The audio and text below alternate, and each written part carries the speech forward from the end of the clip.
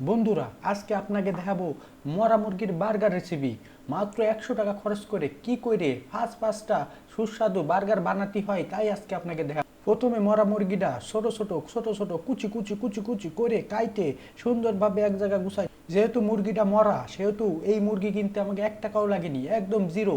তারপরে মুরগিটা ভালো করে কষলায় কষলায় কষলায় কষলায় কষলায় কষলায় ভালো করে ধুয়ে নেবেন। ধোয়ার পরে এর মধ্যে কিছু বাটা মশলা, আদা রসুন যা যা আছে কিছু মিশিয়ে কিছুক্ষণের জন্য ঢেকে রাখবেন। এবার আপনাদের মরা মুরগির বিষয়টা বলি। মুরগিটি এলো ঝিম দিচ্ছিল, বুঝছেন, মুরগির বাচ্চাটা ঝিম দিচ্ছিল। তা আমি কলাম কি বউরে এটারে জবই দিয়ে আমরা বার্গার বানাই খাই, যেহেতু এমনিও মরে যাইতে পারে এমনিও মরে যাইতে পারে, হচ্ছে এই দিয়ে আমরা বার্গার বানাই খাই। আপনাকে বাড়ি মরা মুরগি মানে মুরগি যদি জিমেই আপনারা কি করেন? আপনারা কি ফালাই দেন বা মাইরে ফেলান? আরে না, মাইরে ফেলায় এরকমভাবে বার্গার টার্গার বানাই খাবেন। ভালো কথা কতি মনে নেই, আমার বউ কলাম লেবুর রসও দিল, লেবুর রস টস দিয়ে ভালো করে ডায়ে রাইলো। ওরে কি বলে মেডিটেশন না কি যেন কয়, মানে ভিতরে কত সময় রাহে দিতে হয় ওই ডে আর কি। আমি অত কিছু ভাই ভালো টালো বুঝি না। এরপরে বউ আইসে দেখলাম কি বিভিন্ন রকমের ক্ষীরেই বলেন, ঝাল বলেন, একটু পেঁয়াজ বলেন, কুচি কুচি কুচি কুচি করে একটু সালাতের মতো বানালো।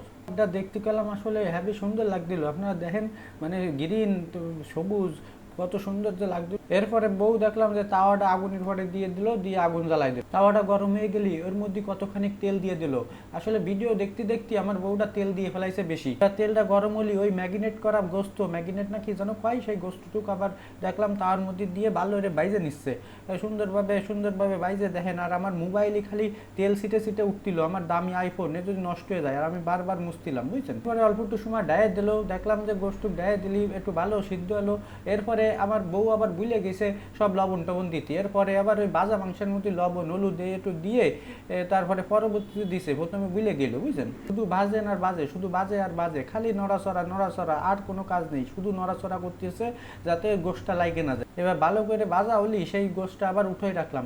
আরে দেখেন যে কতখানিক তেল বাইসে গেছে, এতখানিক তেল কি ফালাই দেওয়া যায়? তাই এই তেলটুকু আবার আমরা বুদ্ধি করে গুছাই রাখলাম যে পরবর্তীতে যে সময় রুটিটা বাজবো বা বার্গারটা বানাবো সেই কাজে লাগবো। বাবারে বাবা, দেখেন যে কতখানিক তেল, আরে বাবা এতখানিক তেল, আসলে বাজারে যে জিনিসপত্রের দাম তেলটু ফালানো যাবে না, তাই আমরা এরপরে 100 গ্রাম দইয়ের মধ্যে 2 চামচ টমেটো সস দিয়ে গুইটে গুইটে গুইটে গুইটে ভালো করে গুইটে গুইটে গুইটে গুইটে গুইটে গুইটে ওরে কি যেন কয় মেয়োনিজ নাকি, সেই সসের কোয়ালিটির বানাই নিলাম। ভালো কথা বন্ধুরা, ওর মধ্যে নাকি একটু চিনি আর একটু লবণও দিতে হয়। একটু লবণ আর চিনি দিতে গেলাম বুঝলে, পরবর্তীতে আবার একটু লবণ একটু চিনি দিলাম। চিনির মধ্যে আবার দেখে গেছে ফিফড়ে। তা ভাবলাম কি অনেকদিন সাঁতার না, সাঁতার মনে হয় ভুলে গেছি।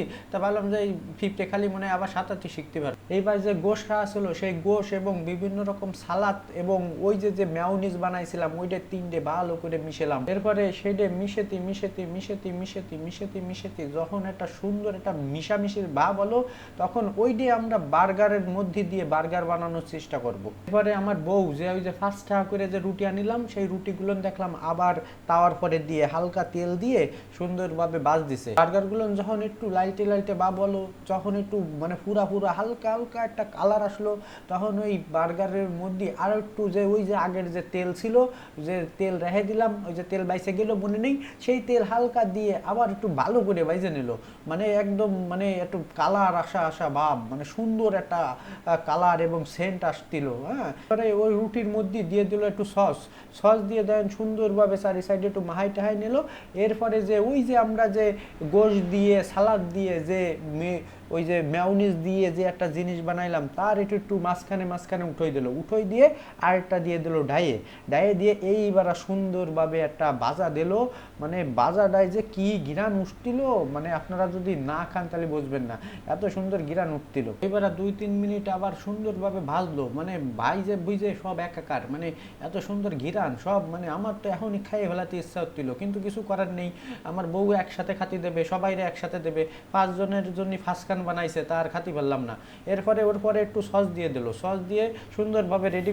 দেখেন বন্ধুরা কত সুন্দর একটা বাজারের বার্গার বার্গার বা হয়েছে। আমি তো ভাবতেই পারতেছি না মাত্র 100 টাকায় এত সুন্দর 5টা বার্গার। ও মাই গড, এটা কি মাইনে নেওয়া যায়? আমি আর আমার মাইয়ে তো বসে বসে ওয়েট করছিলাম যে কখন দেবে কখন দেবে।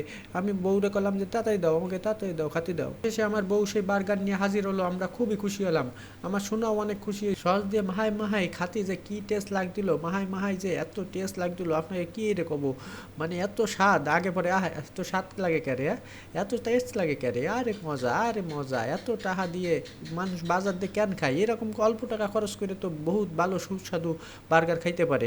এই খাবারটি খুবই স্বাস্থ্যসম্মত, আপনারা বাড়ি বসে বানাই খাবেন, অল্প টাকার মধ্যেই হ্যাভি স্বাদ পাবেন। আসলে আপনাদের আর কি বলবো, আপনারা না খাইলে বুঝবেন না। ধন্যবাদ বন্ধুরা, এই ধরনের ভিডিও দেখতে চাইলে আরও আমার পেজটি ফলো করে এবং চ্যানেলটি সাবস্ক্রাইব করে রাখেন। ধন্যবাদ।